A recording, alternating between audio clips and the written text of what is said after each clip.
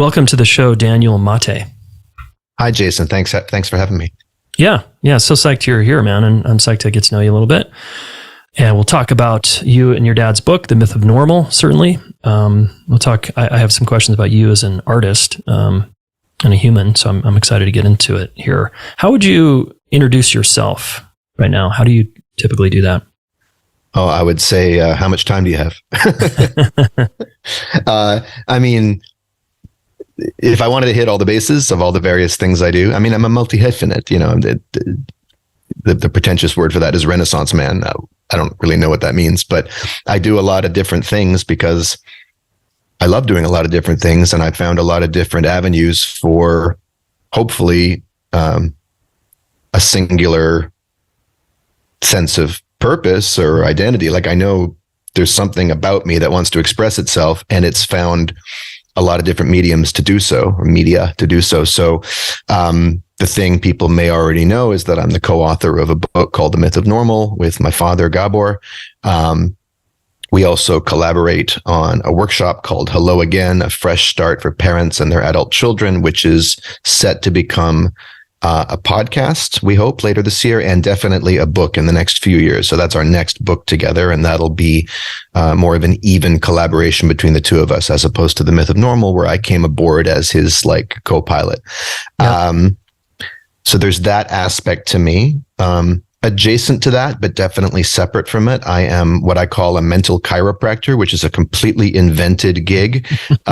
Someone gave me the name and it stuck. I really liked it. It described the way I like to work with people in kind of a direct interventionist sort of way at someone's request. If something is stuck in their, not in their spine, I don't have those physical chiropractic know-hows, but in their mind, in the way they're looking at a situation. If something in their, if something in your life is stuck, I take the assumption that something in your outlook is stuck. Yeah. And so we go to work on that and we take a walk together. That's my gimmick. Take a walk with Daniel, walkwithdaniel.com.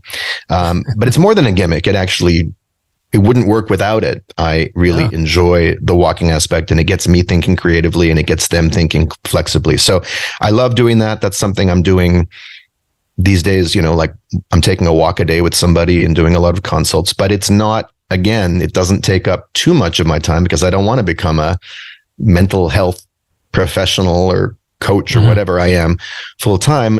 The other side of me, which I've been doing for a lot longer than either of these things, is I'm an artist. I'm a musical theater songwriter, composer and lyricist for musicals. So I write the music and the lyrics. Sometimes I write the book, or, you know, that's what's called in musical theater, the script. As well, I often collaborate with other writers. So I'm a huge fan of all things musical and lyrical. And to that end, in terms of being someone who just geeks out about it and talks about it, I have a brand new podcast called Carice and Daniel. No, it's called Let's Get Lyrical with Carice and Daniel. Carice being my co-host, Carice Van Houten, who people might know from the show Game of Thrones. She played Melisandre, the Red Sorceress. And she lives in Holland and I live in New York, but we're both huge lyric nerds and music nerds. So we just geek out and talk about songs grouped around various themes. So that just started. And I continue to write musicals and, pursue those projects, which take a long time. And I think I've just covered the main bases. Cool. And married, divorced, single, kids, no kids? Divorced, no kids. Okay, cool. And wow. All right. There's a lot to get into here, even just with the questions I have about your intro there. I want to start in a kind of a random place about that, which is the artist in you. I've recently been trying to reawaken the artist in me. When I was young, I was told, artists can't make money. You don't make money as an artist, starving artist. And my father sort of steered me in a direction, and I sort of listened to him around, that's not a good idea. I was an art major for a year. I loved art in high school. I was more a painter, drawer guy, and eventually a writer. Recently wrote a book. I like spoken word poetry. So I'm waking up this part of me, and I always like hearing from fellow artists. How did you get into art? Your unique artistic expression of writing music and writing books and also playing music. And I'm just curious, when did that start for you? Well, it depends when you want to start the clock. It might have just, it could have started when the stars got together and decided to create something called me. Could have started when the sperm met the egg. It could have started when I first heard the Beatles and stood at the piano when I was too short to even reach the keys and would reach up and harmonize along with the records. And my parents noticed, this kid seems to have a musical bent. Mm-hmm. I've always loved composing. My piano teachers wanted me to learn the fundamentals, the Beethoven, the Bach, the Mozart, the scales, all that stuff. And I always just wanted to make up my own little songs. I loved my little songwriting assignments they would give me, like write a song about a dinosaur. And I would come back having made up some music that felt like a dinosaur to me, Wow. And there was a bit of a clash between that classical orientation of the teachers I happened to have, and I think the teachers my parents had landed me with. It's not like my parents had some big ideas that I was going to be a concert pianist, but I don't quite think they recognized how urgent it was for me to create my own stuff. They were fitting me into boxes that maybe other parents were fitting their kids into, and there was just a kind of relentless drive to be original and to compose my own stuff from a young age. And that got frustrated with those kinds of lessons. And so I gave up the piano for a while. But, whenever I was at summer camp and kind of socially awkward or lonely or angsty, a really good way to get people around me was to sit down at the piano and just start playing pop songs by ear. Wow. Just start playing Madonna or start playing Michael Jackson or start playing whatever, which I could do without ever having learned the songs. I could tell what chords they were and I could play the melodies, and that made for, I was a human karaoke machine. Totally. Now at a certain point, age 16, 17, I started noticing, well, I'm at a lot of campfires. I can't really bring a piano to campfires. Right. Better pick up the guitar. So I started learning guitar, which, if you want to get the girls around you to sing, you learn Indigo Girls, you learn, Ani DeFranco, you expand your repertoire.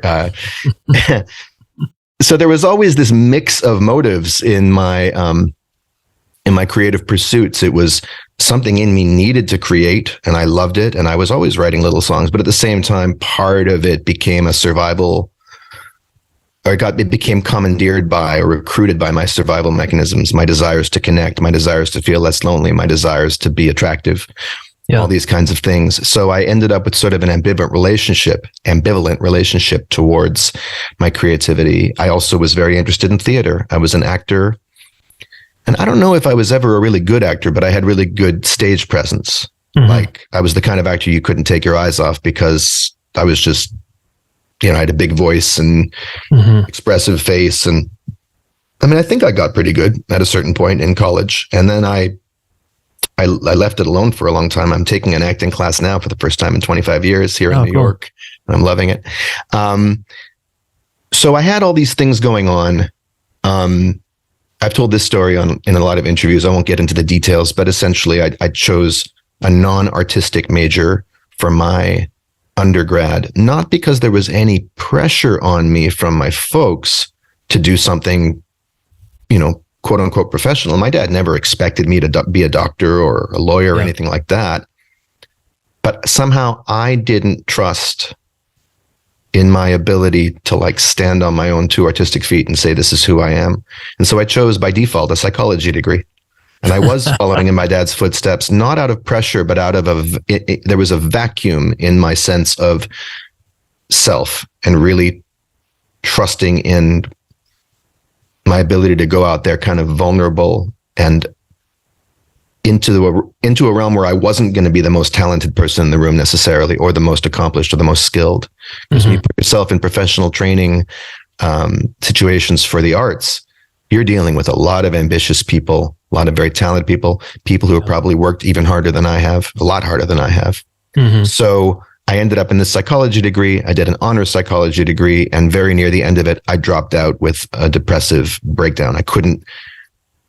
The cognitive and emotional dissonance and almost spiritual dissonance between that academic pursuit. And what I loved, which I was doing on the side all the time, I was acting constantly on campus, even though I wasn't in the theater program. I was writing songs on guitar. I was performing gigs. And I was excelling in my studies without trying. But I was stretched too thin, and I was living a life almost to prove that, hey, I can do this without really committing to it. And I can beat all you fuckers at it. It had that kind of attitude to it, which is not a powerful place to come from. It might impress people for a while. It's reactive and it's not sustainable. And it ultimately is based on fear and insecurity. And all of that just bubbled to the surface and brought me down.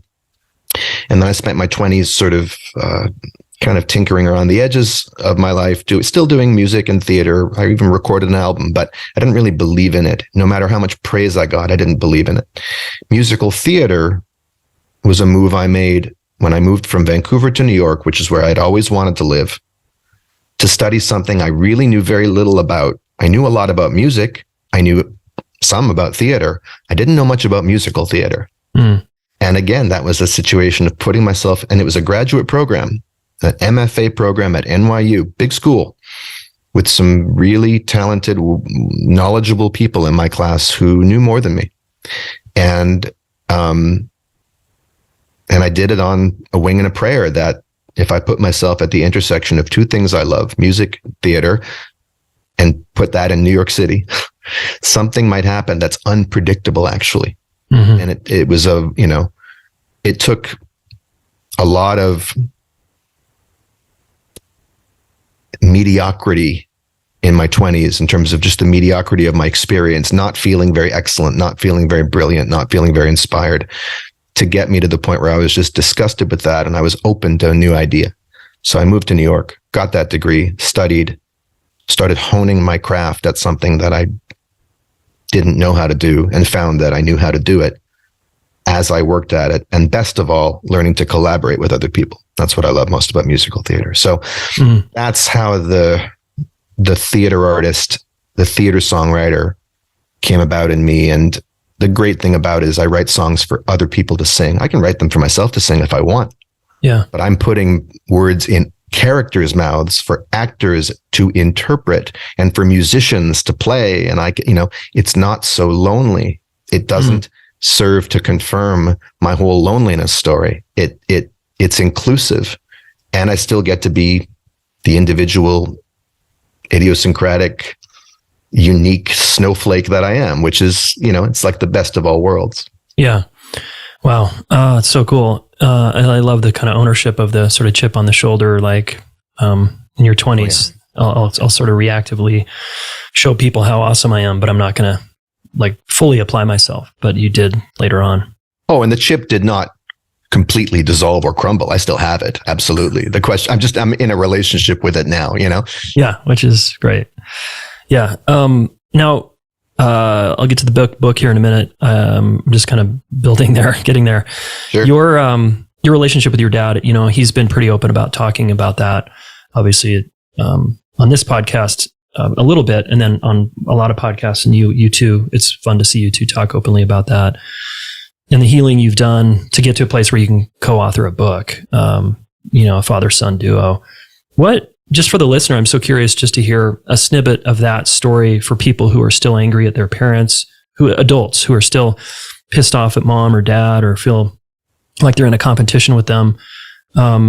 Maybe what advice would you have, perhaps through a story, or just general straight up advice for adult children who are struggling to reconcile and collaborate with their parents? Well, that assumes they're struggling to reconcile and collaborate. Some people who are pissed off at their parents are not struggling to collaborate and reconcile. They need to be pissed off at their parents now. And I would never, ever deign to give them advice towards reconciliation if that's not what wants to happen now. Uh-huh. You know what I'm saying? Yeah, I do. I think there can be an implicit assumption, not necessarily in your question, but in our culture and internalized in us, that leads to guilt and shame, that says it's wrong to be so angry at your parents that you are estranged from them. It's wrong to be so frustrated with, or, at loose ends with your kids that you can't, you choose not to deal with them. Well, the thing about the adult parent-child relationship, and I say this every time we do the Hello Again workshop, it started as the least optional relationship imaginable. Mm-hmm. One person was completely and totally on the hook, whether they fulfilled this job or not, depending on their own abilities and capacities and what they were carrying. But they were, by nature, they were on the hook for that little being's everything. Yeah. In fact, they gave some of their genetic material to bring them into the world. And on the other side of it, the kid had no choice whatsoever in the matter of even existing, much less being born to this particular family, because there was no self to make the choice. I didn't, I wasn't around. I wasn't even in existence when life chose to have me created. So that is the most unequal starting point imaginable. Well, you fast forward 20 years later, 30 years later, guess what? It's the most optional relationship. Actually, I mean, you need friends in your life. You do. You need to have friends. Maybe not this friend or that friend. We need sexual contact, romantic contact. Most of us need that. If we have our own kids, well, then, now the roles are reversed and we're in that parental role. Yep. But the truth is, we do not, strictly speaking, need, outside of cultural contexts and pressures and internalized ideas about, normative ideas about what should or shouldn't be. So the first place to start is from a place of choice. Do I choose to be in this relationship? Now, some people, the answer is an obvious yes. Yeah. Of course, they don't even question it. And that's totally fine. But it's important to not skip the step of choice, because we can often feel inside this relationship like we're at the mercy of it. Completely. And so finding that choice point and really standing there and saying, okay, if I'm going to work on this relationship, I choose to do so. Why? Because it's for something bigger and worthwhile, right? I don't get to pretend like, okay, I choose it, but why is this so hard? No, if you choose it as it is. By the same token, you stand at that choice point, you say, well, I choose not to work on it. I'm going to let it just be. It is what it is. I'll see them at holidays. We'll get along. We'll smile. We'll keep things superficial. Completely and totally valid choice. And the other choice is equally valid. I don't want them in my life. Yeah. And I've become very sensitive to this, because people have told me when they hear our interviews that it sounds like we're saying, well, you should do this or you should do that. Absolutely not. Yeah. Whatever you do it by choice. Now, for those people who want to reconcile and are dealing with forgiveness, I have things I could say, but first I need to sort of set the table, an equal placemat for all the different kinds of people at the table of this relationship, including those who would rather sit in the other room. Yeah. I appreciate how nuanced that was. Thank you. Because you're helping people perhaps listening not should themselves and then feel guilt and shame that they're not in a good place with their folks or whatever. It's like, back up, let's hold on. What do I want? Right. And what's the choice here? There are people for whom their healing, their emergence into themselves, knowing themselves authentically, getting to know the parts of them that were suppressed in childhood, really requires that the original irritants, the original starring cast members in the story called My Trauma, not be around for a while. Yeah.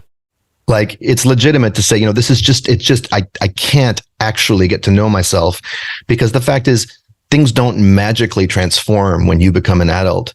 There are patterns that are going to continue. They're still the same people. You still have the same nervous system. They have the same nervous system.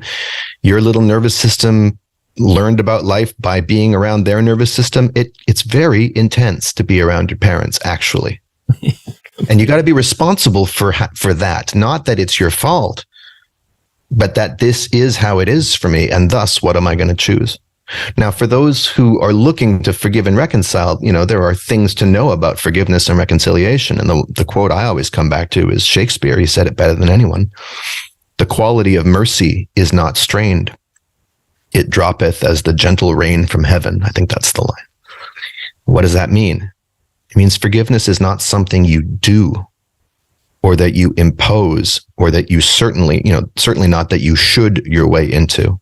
You don't forgive because you should. You don't even forgive because you have the spiritual intelligence to know, and you've seen enough Instagram reels to know that it's better for you to forgive. And, if I'm resenting, I'm taking the poison and hoping that they die, blah, blah, blah. Well, that's as good as the parchment it's written on. Mm-hmm. Forgiveness is grace. Forgiveness happens when something has been moved through all the way to the point that a grievance has been dissolved into a grief, and it's been felt, and it's been fully metabolized. And then there's that moment where forgiveness lands, but it's actually the absence of something. It's not. Now you can apply, there is an attitude of willingness to forgive, of saying, I long for, like a religious person might pray for the fortitude to forgive someone. Well, what is that a prayer for? It's a longing for freedom. It's a longing to be released from this burden. Yeah. But if you try to grit your teeth and get there because that's the right thing to do, or your guru told you to, right? Sorry, it's going to be false. It's going to ring hollow, and it's going to be a whole lot of cope, and so better to admit forgiveness hasn't visited me yet. Mm-hmm. The ground must not be completely ready for it. Yeah. The ground must not be ready for it. This relationship must not be ready for it. I must not be ready for it. Yeah. So let's come back to let's say the person is in choice. I want to reconcile or move through some of the anger, hurt, resentment from my past with my parents. Yeah. They're getting older. I'm getting older. Yeah. And let's say they're in a position of, I want to heal, but their parents have no interest. Their parents are like, what are you talking about? Why can't you just get over this? Well, you're just angry, and like, you've always been this way. And then the parents are just a little denser in their psychology, and they're not that willing. What do you say to that person? I would say that your parents' willingness is none of your business. It affects you, but to even focus on how you actually don't know how willing they are. You only know how they're behaving. You only know what you're seeing. You don't know what's going on. And it's a black box. Really, other people are a black box. Yeah. And it can feel good to ascribe motives to them and talk about their inner states and their readiness. But all you're doing is you're just taking the heat off of yourself. So, the principle that we preach in our workshop, and would that we practiced it as often as we preach it, is that if you want to have a miserable relationship, come from the attitude that it's 50-50.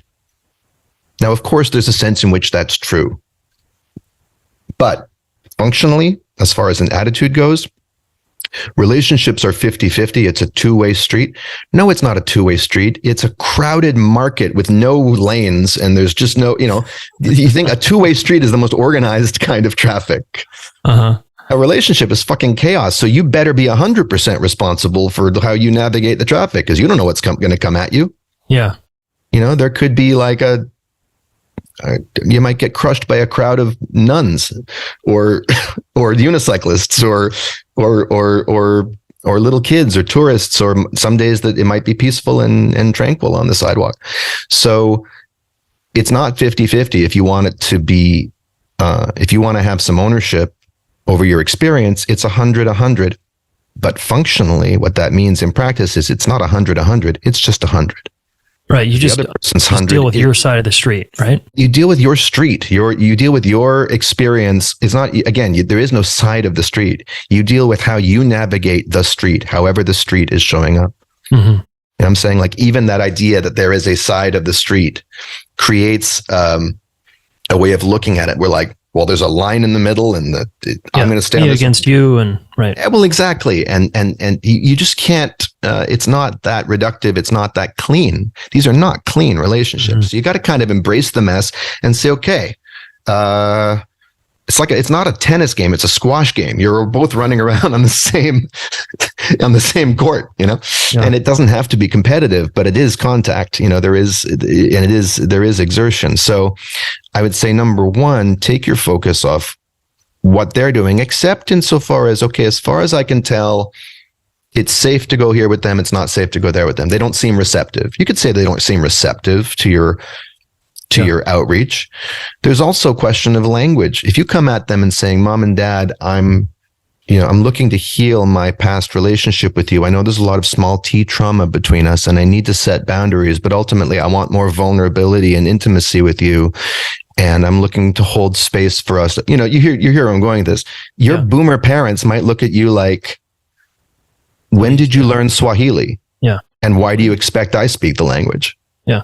You're not actually relating to them when you do that. You are coming to them out of anxiety with, please accept me and the way I'm looking at things. And I've been there in my own way, trying to convert them to a way of thinking and then using their willingness to engage with you with that lingo as the gauge of how open they are. Right. If you back up, way up, do your parents want to have warmth with you? It's more than likely that they do. Do they want things to be less tense? Yeah. Do they want you to be able to know who they are now? Well, maybe they do, maybe they don't. Wanting to have a great relationship with your parents has to start with wanting to be able to know each other as you are now. And this is why we call our workshop in the subtitle, A Fresh Start for Parents and Their Adult Children, not a happy ending for parents and their adult children. It's a fresh start. And then the question is, well, what would a fresh start look like for you, given where you're starting? And it's going to look different for everybody. Yeah. And so one person's 100% could be, okay, I'm just accepting my parents as they are. I'm going to keep practicing acceptance and I'm going to relate to them without trying to change them or have them be any different. And that's going to force me to behave in a way that, how can I stay with my integrity over here and be in a relationship with them at the same time? That's right. And other people are going to, what a fresh start's going to look like is going to be, I'm not going to tolerate feeling shitty around my parents for more than 30 seconds. I'm going to take the space I need to manage my own feelings without staying there and smiling and taking care of them. Because some people's way, I'm the aggrieved kind. I'm the one who sticks around and doesn't accept who they are. And I try to fight them and all this kind of stuff. Many people just kind of swallow it and they stick it through. And then they go home and they have a migraine or a hemorrhoid or chronic disease, which my dad's work is all about. So whatever your cope is, your way of coping, a fresh start means finding a new response, and responsibility. It's that cliche, and it's true. That is aligned with a new intention. Is it peace? Is it being powerful? Is it showing up fully? And then the other piece is you cannot bypass a damn thing. So if there's anger to feel, there's no skipping that grade. Yeah. Just because you know better. I had to go through years of my anger with my parents being front and center. And not only being front and center, getting more and more vivid to me. Like I'd always had a kind of dull anger towards them. But it had to get really sharp for a while as I started to connect the dots and follow the trails of breadcrumbs back home to my childhood experience and realize, oh, this is what I'm angry about. Yeah. And this has never been spoken before. I don't even have the language to say this. This was not allowed to be said. We could talk about a lot of things. And, anyone who knows my family or has watched my dad talk about his parenting of me knows that he's a very contrite, self-aware father. And many people wish they had a father like that. And they tell me so. Okay. But consider this. I'm not trying to plead my case. I've got it. It's not better or worse than anybody, but there's certainly advantages to being the firstborn Maté, for sure. Yeah. I have Maté privilege. I'll own that. But at the same time, I have Maté burdens that y'all don't have. Yeah. Because I've had my father out in public telling the story of my pain from his point of view for years. Right. And doing so in a way that gets him a whole lot of kudos and applause. Where do you imagine that leaves me? So that's my karma. That's my curriculum. I need to stand in my experience and say, you know what? Wow. Okay. I don't care what the rest of the world thinks. I remember what it was like. And I know that's affected me. And I know the ways in which that has created a limiting idea and story about myself in my head. And I know the suffering that is caused in my life. and I own that I am the person who is the guardian of that history, and the steward of whatever future is going to ensue from here. So again, it's all about responsibility, but responsibility is not some kind of spiritual bypassing. Oh, it's all up to me and I just accept them. Fine. If you're going to accept them, you better accept your damn self too. Accept your anger, accept that you're pissed off, accept your resentment, accept that it's there, and then say, okay, what does this want from me? What does this need from me? How can I show up as much for myself, at least as I show up for other people? Yeah. Amazing. Yeah. Cool. Well said.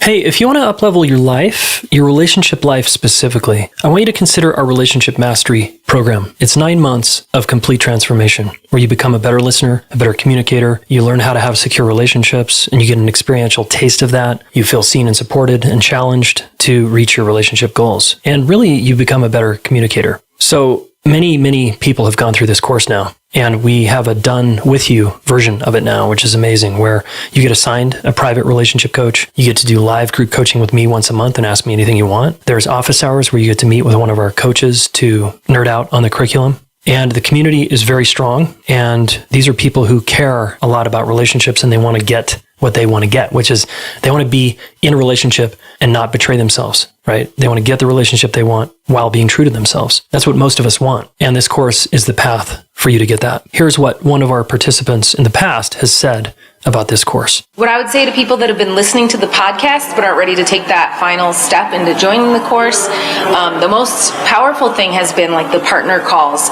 The accountability is something that you're not going to get by just listening to podcasts on your own. Because I thought the same thing, like, oh, I'm getting a lot out of just listening to these podcasts, and I'm, been in therapy, I've, done this and that. To take that deeper dive and the commitment, there's something about just the financial commitment, the time and the energy that you put into it. What you put in is what you're going to get out of it. And so, again, if, invest in yourself. All right. Amazing words from one of our heartfelt students here at the Relationship School. If you want to change your life like they did, go to relationshipschool.com/relationship mastery, and we'll see you in there. Hey, y'all. I hope you have ordered my new book by now, Getting to Zero, How to Work Through Conflict in Your High-Stakes Relationships. It's already getting dozens of 5-star reviews on Amazon. I've heard from a lot of you. Thank you for buying the book, buying it on Audible, buying it on Kindle. I really appreciate it. Really appreciate the support. I think this book is going to help a lot of people. It's all about how do we get back to a good place after some kind of disconnection or rupture or conflict. That's what the entire book is about. And if you want a roadmap on how to get back to a good place, what I call zero, please order my book. GettingToZeroBook.com. Get you some extra goodies, a conflict quiz, some additional PDFs, etc. And you can order it in all the places and support your local bookstores. Cool. Thanks. Back to the show. I'm probably going to circle back to the family stuff here in a minute. If we got time. But I want to dive into the book a little bit. I've recommended this book to every person here at the Relationship School, all the students that go through our courses, and really anyone I see. To me, it's the best book on human beings I've read in a long time. And I want to summarize what I got from the book succinctly and get your feedback. Sure. And have you, let's talk it out so that we can kind of talk about the basic premise of the book. Yeah. And then we can dive into some of the nuance. But my take on the book, and so really what I have been teaching over here, and Gabor actually really helped me get this many years ago, that we, as young people, as babies, toddlers, etc., we obviously have a primitive high value on connection and belonging and closeness and attachment. And at a certain point, a youngster starts to learn really quickly what is okay and what's not okay, and begins to sequester their truth for strategies that get connection and avoid hurt, etc. And that split that I just call this inner conflict or core human split, as I've called it in my book, if that goes on too long, too often, that is what is really at the root of so much mental health suffering, disease, chronic illness, etc. And so it's the split within oneself, right? And we live in a society and a culture that is sick. And then we have all these really often superficial symptom-related approaches to solving that problem. And you and your dad and his work and your work have all been about, and let's get to the root causes here, right? And let's actually see if we can find out what's at the bottom of this. Mm-hmm. In the book, you guys challenged the notion of mental health, like what is this mental thing? And my reframe on that is, I wish we could call mental health relational health. Like we have a relational health problem here because so many of these early injuries are relational in nature that then set us up for illness later on. Yeah. And that in oneself through relationship, to me, it's a relationship book. So I'm like, this is the best relationship book I've ever read. Thank you. One of the nicest compliments I've ever gotten about the book was an interviewer who said that he could, as he was reading he's read all my dad's books before, but he said that this one, he could feel that the writing was relational. He could feel the relationship between the co-authors. And that meant a lot to me because that was a carefully, a carefully bottled wine for sure. That took us some time to get the grapes right. And yeah. So I just, the abandoning of oneself and then how chronically we do that in life as adults to get relationship and to get a job and to get a date and to, it's this chronic self-betrayal that creates so many of our problems. So how is that in terms of like a summary of the book? It's one of the best summaries I've ever heard of the book. Oh, wow. It was dynamite. I mean, you started, some people, depending on the book is a prism. You can look at it from a number of different angles and see a bunch of different things, but all the facets are connected. You came at it through the relational side and the side of the inner split, the attachment, authenticity, tension that we write about. Yep. Some people might say, well, it's a book about, why is our society facing so many chronic health issues? Well, you came at it from the other end, that one of the outcomes of this split in a society that basically makes that split inevitable by stressing parents and by disconnecting us from our relational nature and telling us that we're mere individuals who are born to be isolated and competitive, is that we end up with this idea that I have this thing called mental health, which is taking place inside my individual metaverse, my mind. And on a certain level, there's a validity to it because, I've got a kind of bipolar diagnosis that I wrote about in the book. Well, that is happening inside my mental sphere. It's subjective, right? But it certainly affects all my relationships, and it was born in the crucible of my earliest relationships. Yeah, completely. And some of the healing can happen internal to me, and some of it has to happen by learning new ways of relating to the world, to my life, to other people. I love your summary. I got nothing to add. No notes. Okay, cool. Yeah. And so I'm not trying to toot my own horn over here, but so my book was about repairing this, like acknowledging that this is what happens. And then the way forward actually is to heal inside of ourselves, is to go into conflict, go into adversity, go into struggle with other people, advocate for ourselves, not leave ourselves behind. And that the healing is in continuing to be oneself. Can I just keep being myself and, embracing the impact that I might not get what I want out there, a relationship or a job or whatever. But I don't want to leave myself behind. Well, I think that's a very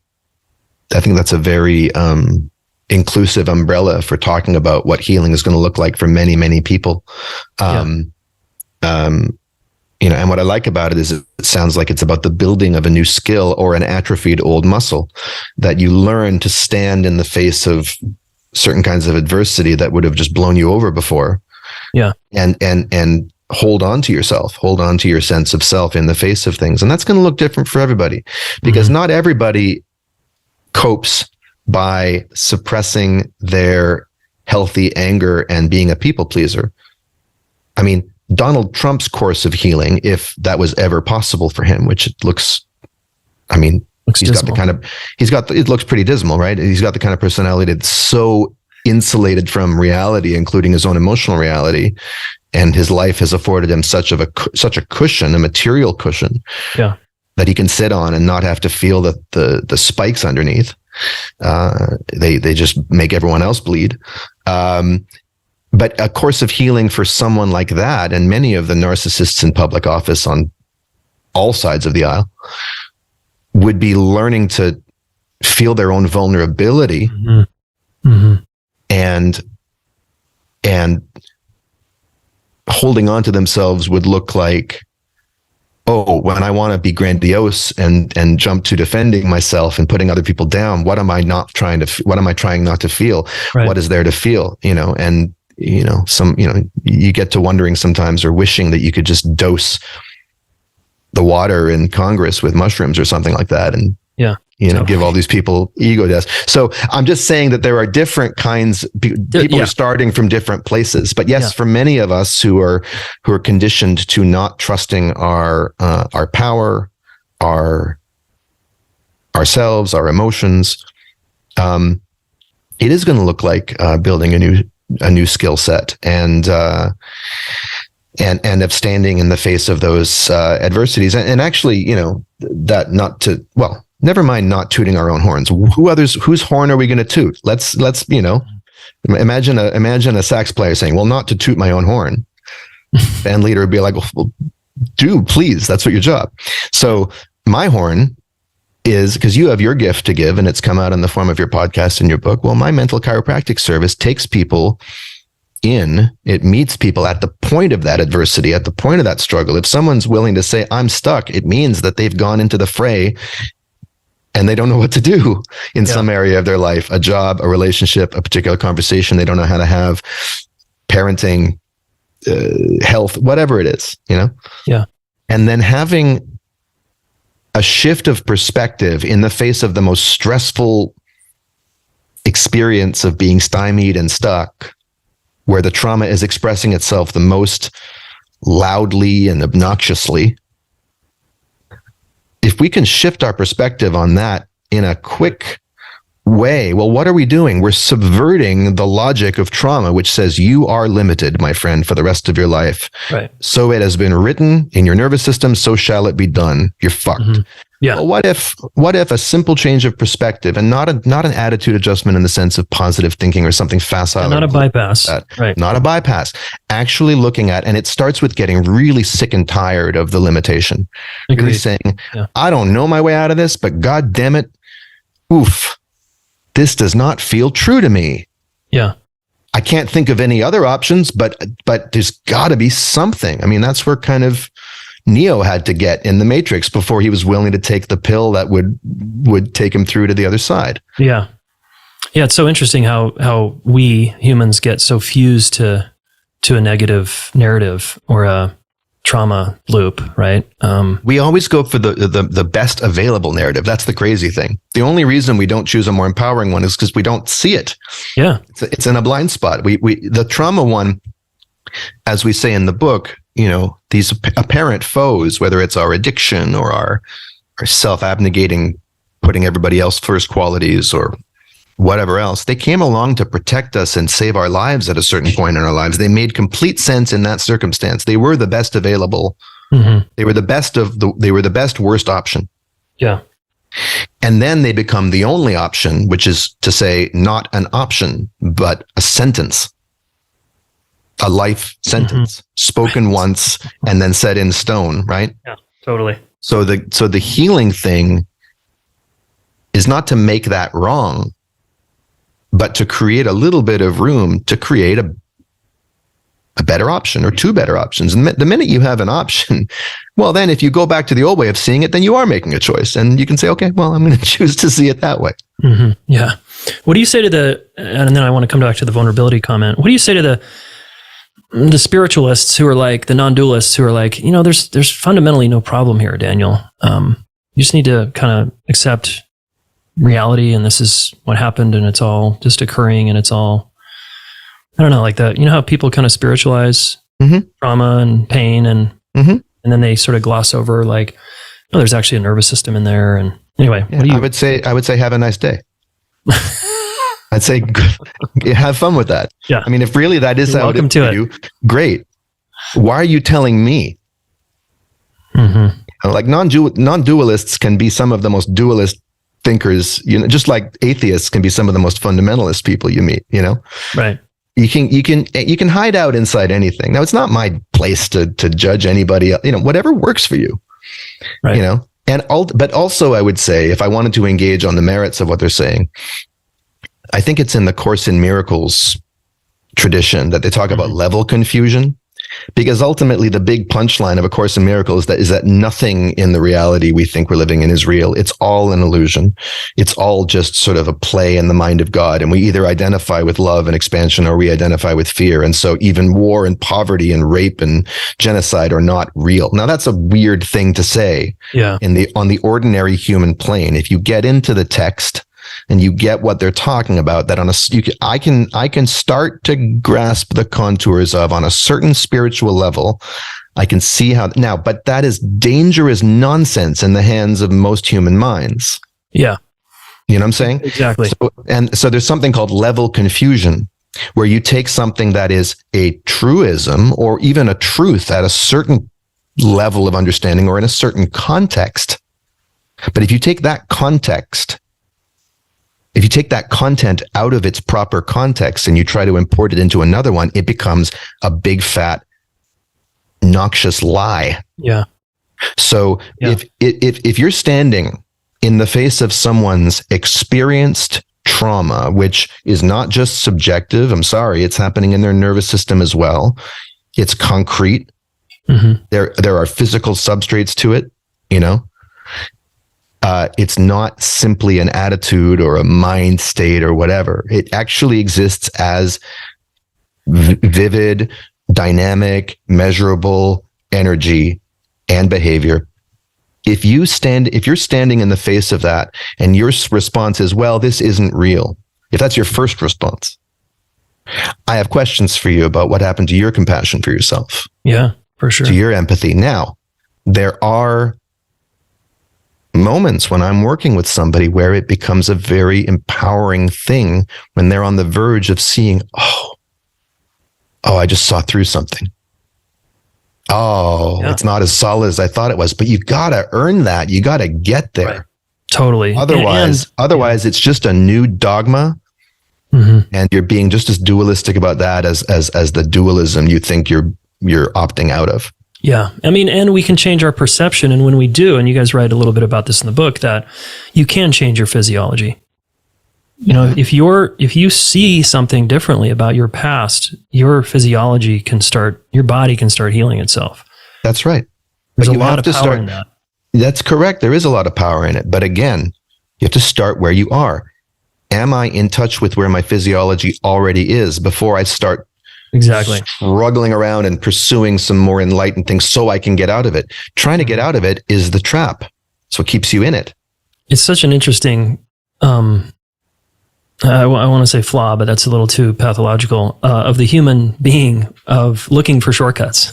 It's like the hedonistic adaptation of, I want a way around this. I don't want to have to feel discomfort, right?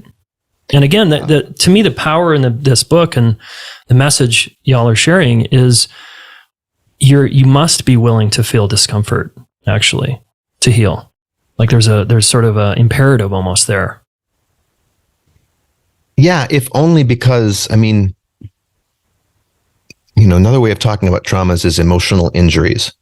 And I like that because trauma, again, all these buzzwords, I get very wary when words start being used too much, whether it's vulnerability or boundaries or anything you start seeing everywhere. I'm like, hold up. Whoa, we need to find a less proprietary, less trademarkable, less sellable version of this.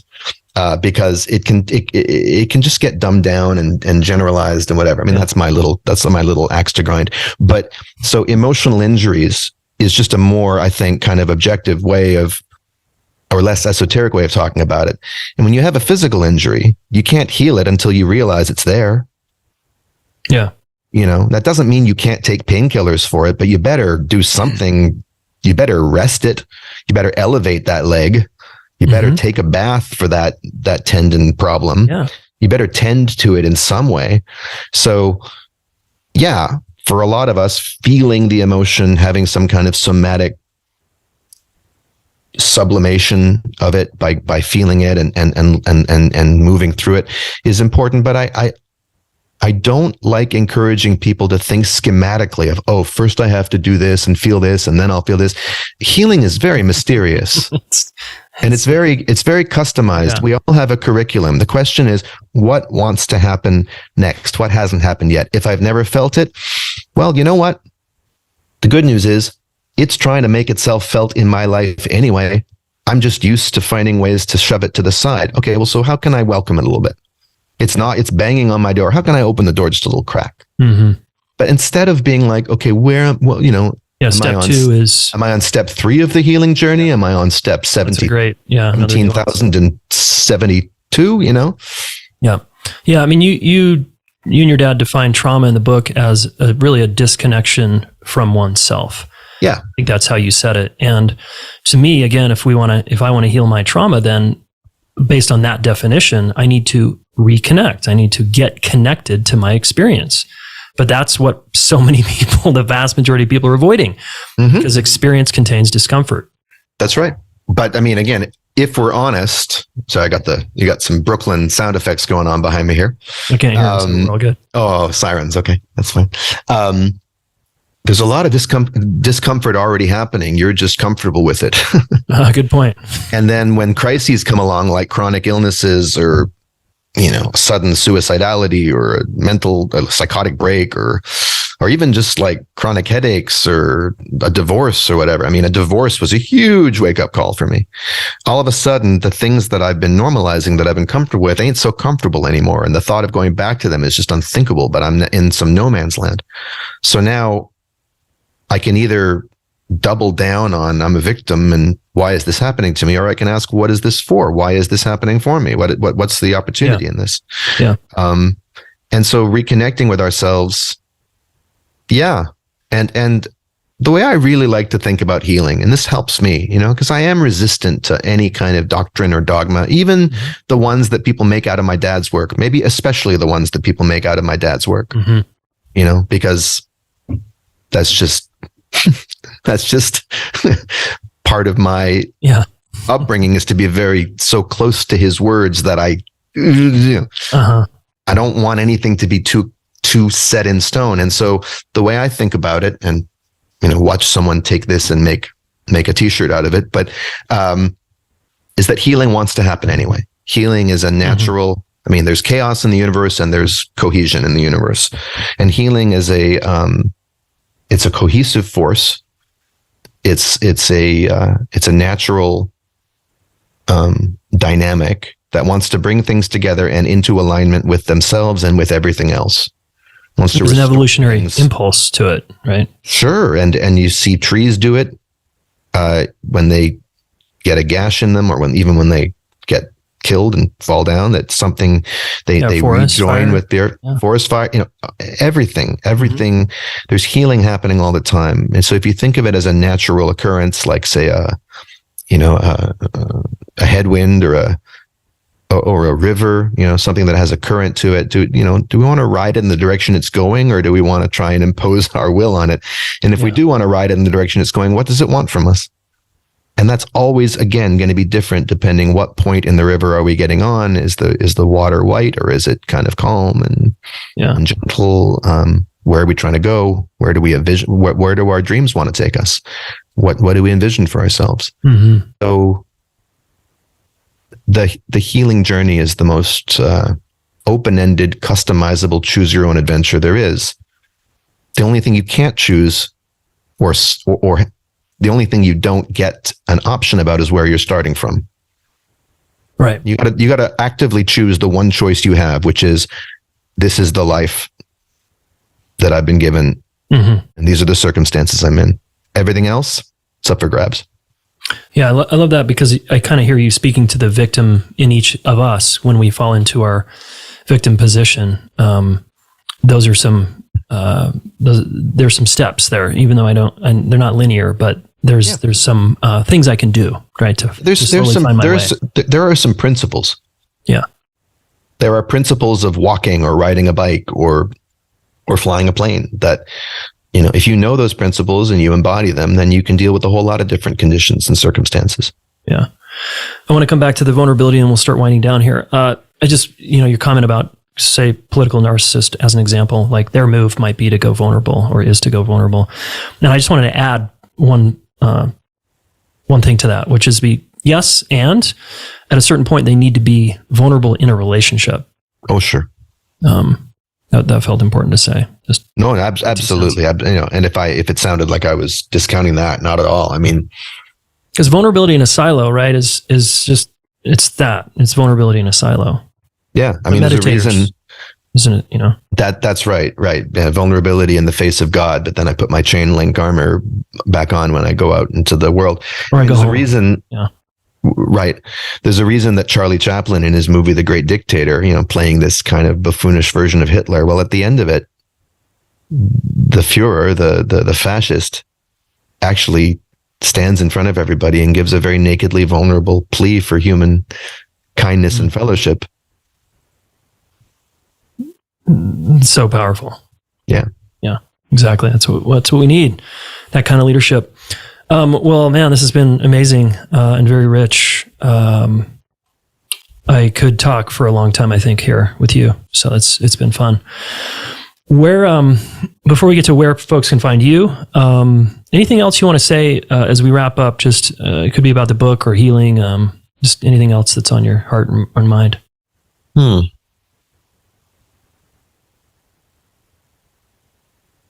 Well, just that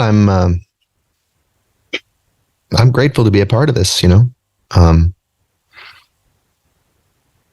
wasn't sure before the book came out how much I would have to say about it, because my whole story as well, my dad's the big fish and I just helped out or something. Mm-hmm. But to be invited on shows like this to talk about it, I really enjoy the opportunity to wonder about these things with willing partners in that conversation. And it's been great talking to you too. And I'm loving the fact that people are getting so much out of the book. It means a lot to see, and I'm scared for the next book because it's going to be a lot more personal for me. I'm going to be a lot more out front. But that's another topic, like we were talking about before, that whenever we share that we're doing that, people are like, oh my God, that's going to be a book. I need that, because everybody in one way or another has something to deal with in that arena of the relationship with the parent when you're a grown up or vice versa. So, it's a really cool ride for me to be doing this work. And, I'm also grateful that I get to continue doing my artistic work as a musical theater writer, as a musician, having nothing to do with helping people, or if I am helping people, it's that's not my primary responsibility. My primary responsibility is to be true to what wants to be created in me that doesn't necessarily make sense or things like that. And I need that part of me to be active. Otherwise,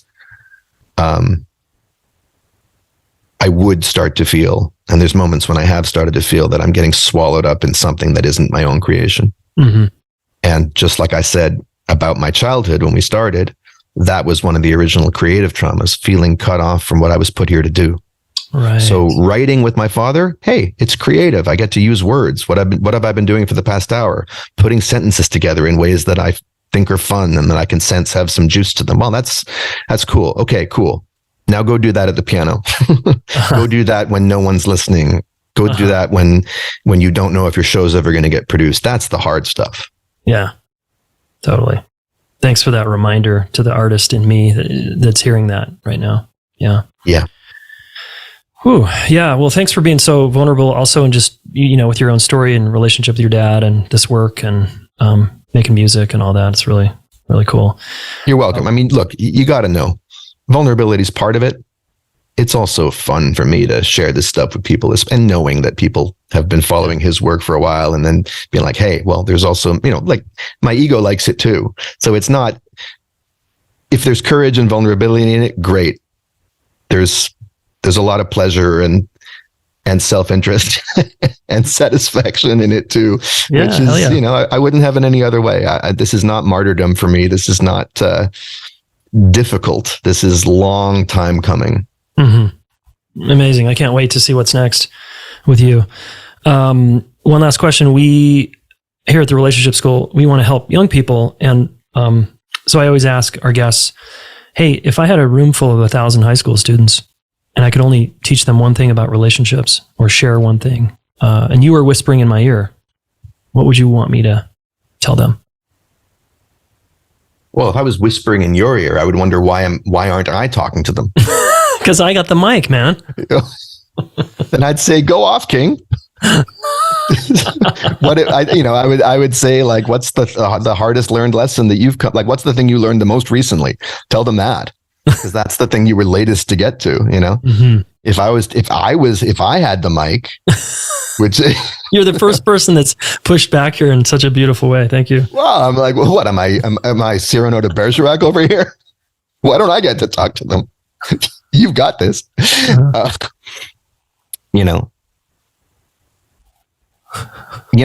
I was talking to them, I'd say, especially when it comes to romantic relationships, talk to me in a few years. I'm still figuring it out. I wouldn't know what to say. Then I would get vulnerable. Mm-hmm. Then I would have to admit that I'm literally at my wit's end. That all my cleverness and all my know-how and all my whatever has not cracked the code of what does it take to harmonize all of our different kinds of longing for connection, for eroticism, for intellectual stimulation, for social aliveness. Bring those into the most intimate arenas in our lives where our deepest wounds lie. Try and make it fit with the practicalities of our life. Learn to trust ourselves enough to know when we can trust somebody else and then be worthy of their trust. I ain't got the answers to that. And I would tell them, you may be figuring this one out for a long time, depending on what you're carrying. And maybe you'll figure it out in relationship, and maybe you'll figure it out in the aftermath of relationships falling apart on you. And that would be a vulnerable thing for me to say, because that hurts. That hurts to say. Yeah. Yep. Thank you. People can find you at danielmate.com. Is that right?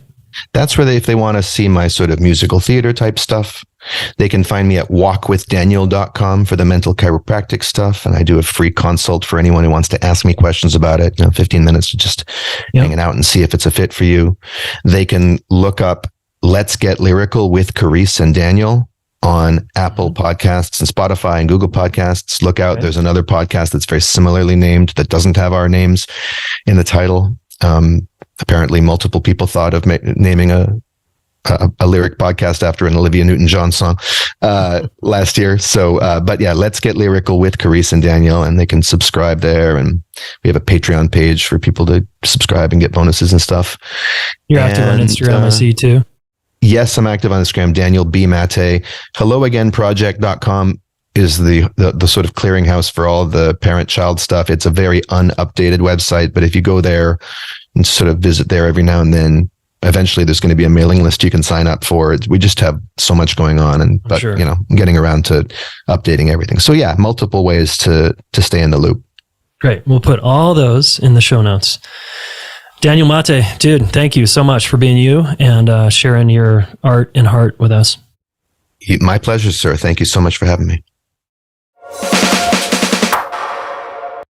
Yo. As you know, I've dedicated my life to helping people with their relationships, right? I want to solve this problem so that all of you can work through your differences and have fulfilling, amazing, badass partnerships and relationships, family, coworkers, friends, whoever. And I have trained a ton of relationship coaches, almost 100 certified relationship coaches, to help you specifically work through your relationship challenges. So I want to invite you to a special deal we're offering to the podcast listener, where you can get 50% off your first month of coaching with one of our amazing relationship coaches. Okay, if you're tired of therapy, it feels like that's going around in a circle, or you want to actually set goals and accomplish your relationship goals, hire a relationship coach. Okay, go to relationshipschool.com/get coaching now, and then use the coupon code FIRST50 to get the 50% deal off your first month of relationship coaching. Super psyched to have our amazing coaches serve you and help you get to the next level. If you live in the United States and you want to receive text messages from me about my personal life or little daily reminders, you can do that now. It's so cool. And you just need to text the number 720-704-4852, or you can go to my.community.com/Jason Gaddis. And that way you can sign up for text. And if you just text me podcast, I know you came from the podcast, and I will be sending you text messages. You can always stop at any time just by typing in STOP. All right. I look forward to connecting with you on your phone, folks.